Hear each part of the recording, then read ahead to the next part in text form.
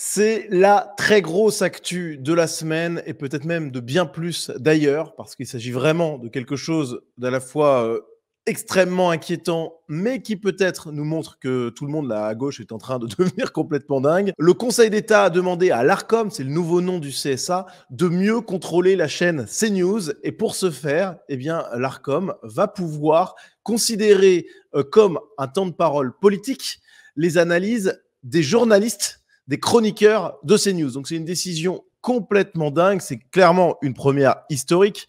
Voilà, on a ce compte Twitter qui nous dit d'ailleurs que bon, alors c'est la première fois dans l'histoire et qui note facétieusement que le président du Conseil d'État est Didier Tabuteau, ex-conseiller du cabinet de Martine Aubry. Donc vous imaginez bien que tout ça est évidemment très politique. Alors, ce qui est visé par le Conseil d'État, eh bien, c'est le pluralisme de l'information qui doit être respecté, voilà.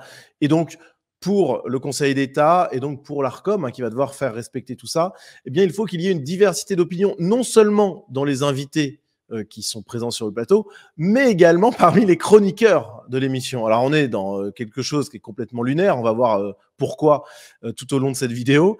Mais voilà, on est sur une décision anti-CNews, très clairement. Et ce qui est incroyable, c'est que cette décision, elle a été prise à l'initiative de Reporters sans frontières, voilà, l'association de défense de la liberté d'expression des journalistes à travers le monde. On voit ici son secrétaire général, Christophe Deloire, qu'on va retrouver plus tard dans la vidéo parce qu'il se fait atomiser par Pascal Praud ensuite. Vous allez voir, c'est génial. Mais voilà, il se réjouit sur Twitter de ça. Une grande victoire pour Reporters sans frontières, mais surtout une décision historique pour la démocratie et le journalisme. Rien que ça. Alors sur Twitter, l'Arcom, donc l'ex-CSA, se réjouit aussi, se dit que voilà, il va pouvoir mettre en application ses principes. L'idée, c'est de pénaliser CNews, évidemment, puisque on se doute bien que ce principe-là, il ne va pas forcément être appliqué au service public, ce qui est quand même assez incroyable. C'est d'ailleurs la question de Damien Rieu, quoi. Et sur France Inter, et chez Karim Rissouli, voilà. La question qu'on se pose immédiatement, c'est que si ce principe il est appliqué à CNews, dans ce cas-là, il doit être appliqué partout. Théoriquement, mais attention, parce que faut pas oublier quelque chose, c'est que CNews, c'est les vilains pas beaux de droite, enfin pas que d'ailleurs, enfin c'est ça qui est complètement dingue, c'est pas non plus, c'est une chaîne qui donne la parole quand même à quasiment tout le monde. Oui, il y a quand même un penchant à droite, évidemment, mais enfin, c'est voilà, il y a des chroniqueurs qui sont parfois extrêmement agaçants quand même sur CNews. Bon, et dans l'émission de Pascal Praud, par exemple, il y a vraiment de toutes les tendances qui s'affrontent. Et il y a parfois de l'extrême gauche contre l'extrême droite, voilà, même si j'aime pas trop ce vocabulaire-là, mais vous voyez, bon, c'est quand même il y a beaucoup plus de pluralisme chez Pascal Praud et chez CNews de manière générale que sur France Inter. C'est une évidence absolue. À la fois dans les invités, franchement, même si pour les élections et compagnie, forcément, le service public est obligé d'inviter des gens de droite, donc ça doit leur faire mal. Mais chez les chroniqueurs, c'est évident qu'il y a beaucoup plus de pluralité à CNews que sur France Inter. Et donc, du coup, dans ce cas-là, les gauchistes sont peut-être en train de se tirer une énorme balle dans le pied parce que si ils imposent le pluralisme à CNews, et on va voir que c'est quasiment impossible en fait à faire appliquer, mais dans ce cas-là, il doit être appliqué partout. Voilà. Alors, je précise quand même, là on parle d'une chaîne privée, donc l'obligation de pluralisme, moi honnêtement, je pense que ça n'a pas de sens sur une chaîne privée, mais par contre, là où ça a tout son sens, c'est sur les chaînes publiques. Voilà, c'est sur le service public qui est financé par nos impôts. Et là, le pluralisme d'opinion n'étant absolument pas respecté sur les antennes du service public, l'Arcom et le Conseil d'État, au lieu de s'occuper de CNews, il ferait mieux de s'occuper de France Inter, de France Télévisions et compagnie. Faut pas déconner quand même. Là, c'est incroyable, ce genre de choses. Et c'est d'ailleurs ce que soulignait Charlotte Dornelas ce matin dans l'émission de Pascal Praud. Alors, je rigole parce que l'émission, elle est extraordinaire. Je la regarde en entier.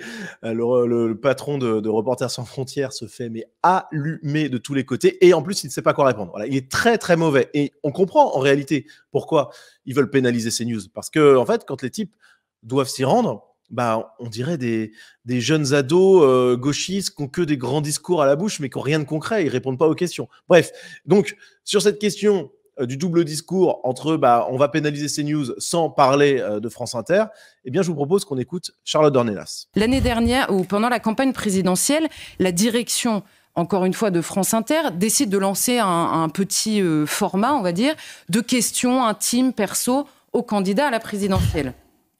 La rédaction réagit contre le format en disant que c'est une dépolitisation de l'information. Très bien.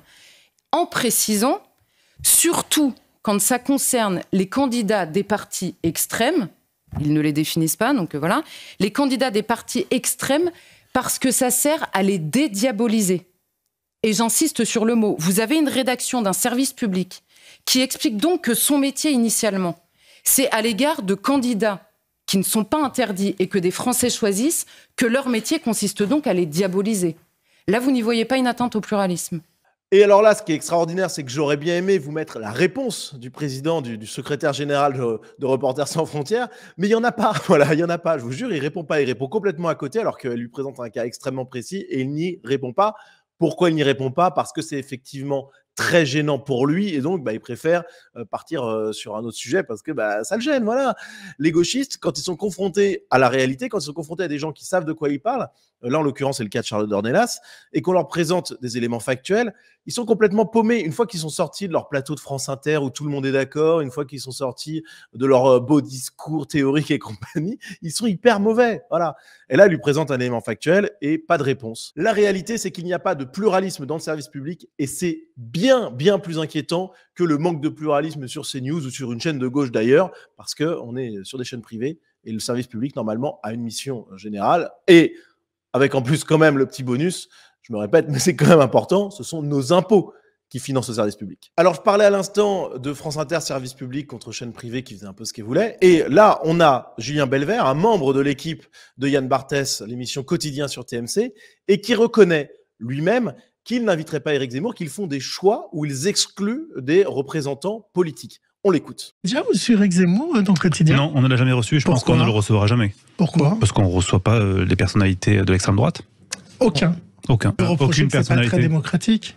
On n'est pas un service public, vous le savez, on est sur une chaîne privée, donc on fait un petit peu ce qu'on veut. Bon, là, je crois que tout est dit. Et d'ailleurs, je respecte assez cette ligne-là. Après tout, sur une chaîne privée, je pense qu'il faut faire ce qu'on veut. Mais c'est marrant, ils le font au nom de la démocratie. Voilà, de ne pas donner la parole à CNews. Et ça me rappelle les propos du secrétaire général de Reporters sans frontières qui dit que cette censure, parce qu'il faut dire ce qui est, en tout cas c'est une attaque contre CNews, c'est une décision historique pour la démocratie. C'est toujours au nom de la démocratie que la gauche refuse de donner la parole à des opposants. C'est toujours au nom de la démocratie que la gauche attaque des médias privés qui ne leur plaisent pas. C'est quand même assez incroyable. Mais bon, vous voyez bien que là, cette attaque contre CNews, quand on regarde ce que dit Julien Belvert, tout ça, c'est une mascarade, évidemment. Alors, il y a eu beaucoup de soutien envers CNews, heureusement. J'en mets quelques-uns ici. On a par exemple Alexis Brézet, directeur de rédaction du Figaro, qui dit donc le patron de Reporters sans frontières en appelle au juge administratif pour surveiller ses confrères et se réjouit que des journalistes soient répertoriés en fonction de leurs opinions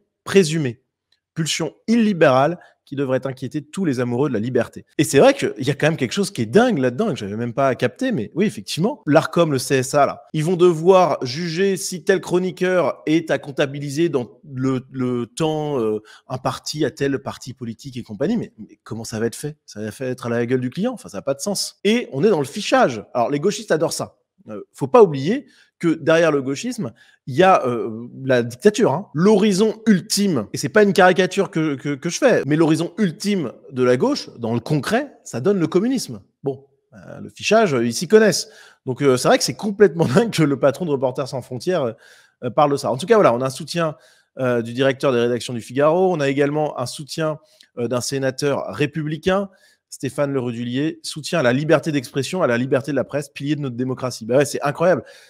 Penser que le patron de Reporters sans frontières se réjouisse de ça, franchement, c'est incroyable. Au-delà de ces soutiens, dont j'ai donné 2 exemples, mais il y en a bien plus évidemment, faut admettre que CNews se défend très bien toute seule, et notamment Pascal Praud, qui était en feu ce matin. Ce qui a quand même été exceptionnel, c'est quand Christophe Deloire a parlé du pluralisme, Pascal Praud lui a fait une réponse définitive à laquelle, évidemment, là encore, il n'a pas su répondre. Dans l'audiovisuel est prévu un pluralisme interne. C'est-à-dire que sur chaque antenne, en audiovisuel, et particulièrement en télévision, on doit entendre des opinions différentes et une grande diversité. Et vous trouvez qu'il n'y a pas des opinions différentes? C'est ce que prévoit la loi et jusqu'à présent, c'est ce que l'Arcom et vous trouvez par exemple, que sur CNews, ça c'est pas le cas. De fait, le spectre politique est relativement restreint. Alors, qu'est-ce que restreint honnêtement, vous en conviendrez. Il suffit de regarder ces news pour voir que... Monsieur Dart, mais alors, j'imagine que le débat ici va être extrêmement contradictoire. Mais pour bien sûr. Mais moi, je vais vous poser une question. Quand Madame Binet, Sophie Binet, voit un micro de CNews et qu'elle refuse de parler, je fais comment?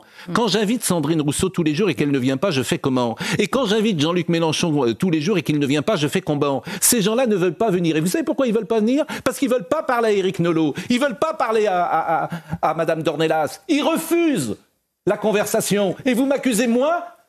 Donc ne parlez pas de pluralisme, s'il vous plaît. Et ne parlez pas de démocratie. Mais monsieur Deloire, et ne donnez pas de leçons, et ne donnez pas de leçons, s'il vous plaît. Surtout pas à moi. Bon, bah là, c'est du grand Pascal Praud qui est absolument clinique. Il n'y a rien à répondre à ce qu'il lui a dit. Pascal Praud, là, il vient de démontrer que ce n'est pas un manque de pluralisme qui est déjà fantasmé, parce qu'il y a des chroniqueurs de gauche, évidemment, mais c'est pas un manque de pluralisme qui est voulu par ses équipes. Lui, il invite des gens de gauche sur les plateaux, mais ils ne viennent pas, ils ne veulent pas discuter avec les gens de droite. Donc, comment accuser CNews de manquer à ses obligations de pluralisme qui sont complètement fantasmées, parce que je rappelle que Quotidien, eux, ils en ont rien à foutre des obligations de pluralisme. Bon, comment les accuser de ça, alors même qu'ils proposent à des gens de venir et que ce sont les gens de gauche, finalement, qui sont responsables de ce manque de pluralisme et qui, en plus, critiquent CNews pour son manque de pluralisme ensuite. Mais c'est incroyable, voilà. Et ça, il faut que ça se sache.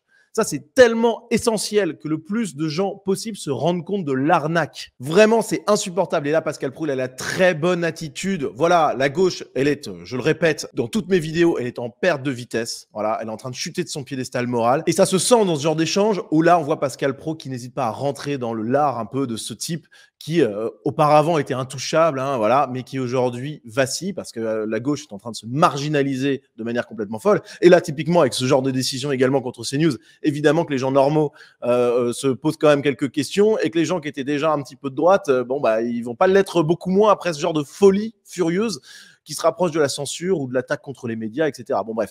Et donc, Pascal Praud a la très bonne attitude, c'est-à-dire qu'il ne plie pas et qu'il contre-attaque. Donc ça, franchement, c'est absolument génial. Alors, autre chose qui était énorme dans cette émission, qui était vraiment collector, franchement, regardez-la en intégralité si vous pouvez.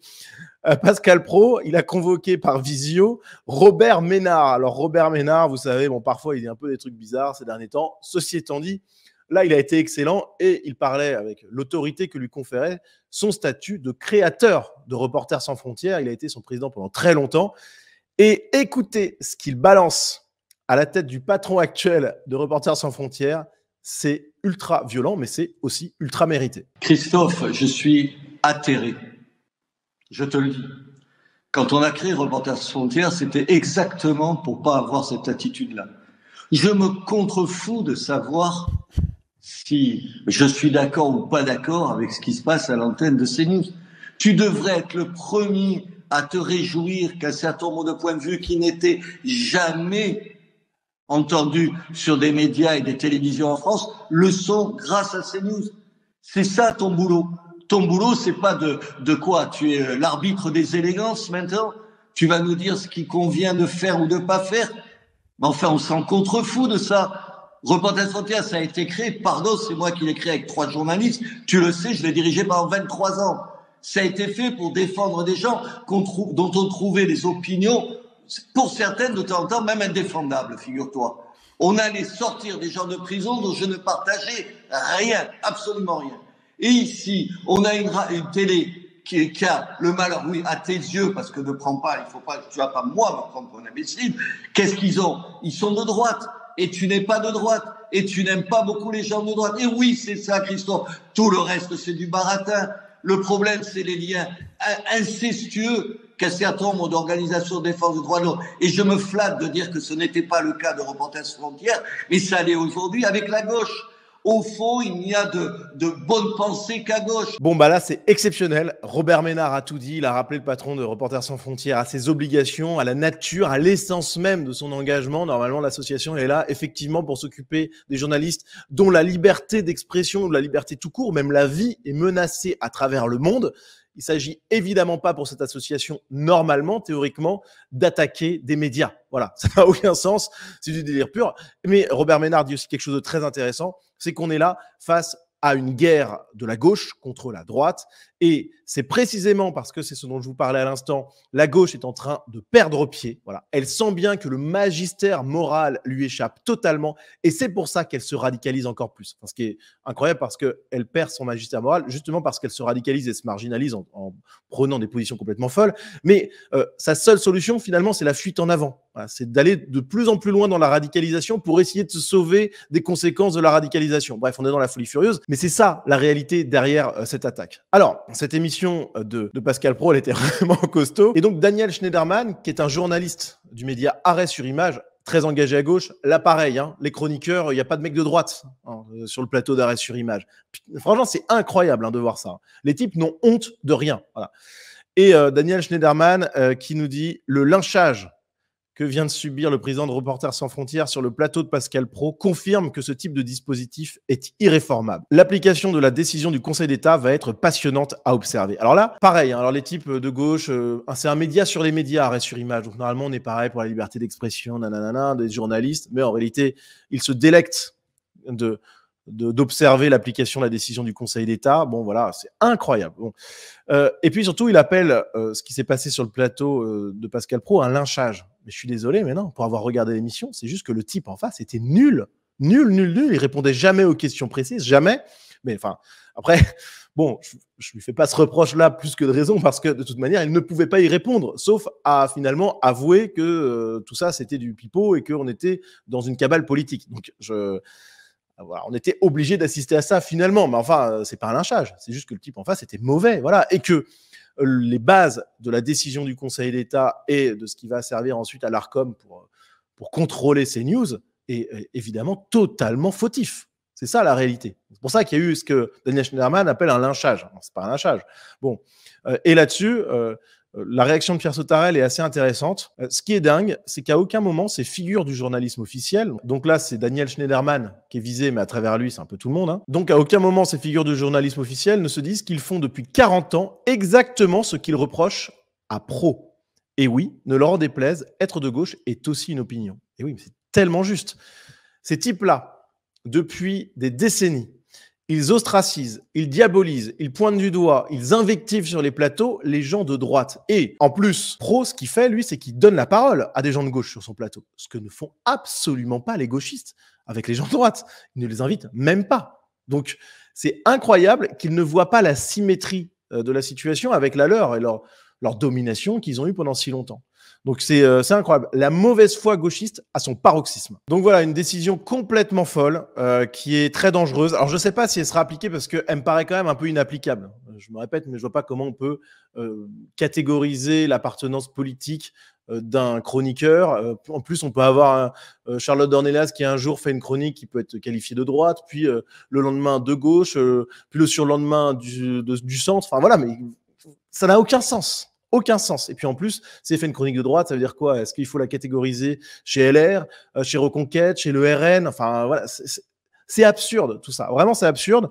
Je pense aussi que cette folie-là, elle va inquiéter quand même les autres médias parce que à partir du moment où on peut attaquer ces news sur cette base, ça veut dire qu'on peut attaquer tous les autres médias sur cette même obligation du pluralisme. Donc dans ce cas-là, ça va quand même être très chaud pour les médias de gauche.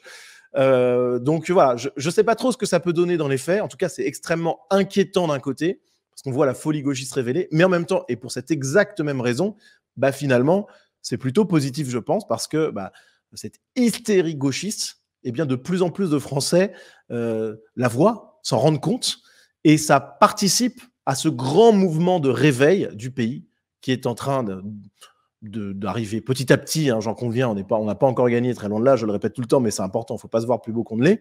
Mais voilà, il y a un réveil progressif des gens face à l'idéologie de gauche, à ce qu'elle est réellement, loin de cet apparat qu'on avait un petit peu, qui nous éblouissait pendant des années, pendant des décennies. Aujourd'hui, les gens se rendent compte que l'idéologie de la gauche, eh bien, c'est tout simplement un truc abominable, un truc mesquin, et que derrière ces beaux discours, il y a ce genre d'attaque complètement folle avec un double discours incroyable, tout simplement. Voilà. Et je conclurai en disant que aller voir s'agiter comme ça, je peux vous assurer que l'avenir est à nous. Voilà les amis, merci à vous d'avoir suivi cette vidéo jusqu'au bout. Si vous souhaitez soutenir mon travail, déjà vous pouvez aimer cette vidéo, vous pouvez vous abonner à cette chaîne si ce n'est pas déjà fait. Vous pouvez également partager cette vidéo, la diffuser au maximum autour de vous parce que c'est très important que de plus en plus de Français comprennent ce qui est en train de se passer. Et puis vous pouvez également soutenir financièrement mon boulot. Vous avez en description un lien vers la page Tipeee qui vous donne donc accès à du contenu exclusif, à rejoindre la communauté Sunrise pour 5 € par mois. Donc merci d'avance à ceux qui soutiendront mon boulot et à très vite.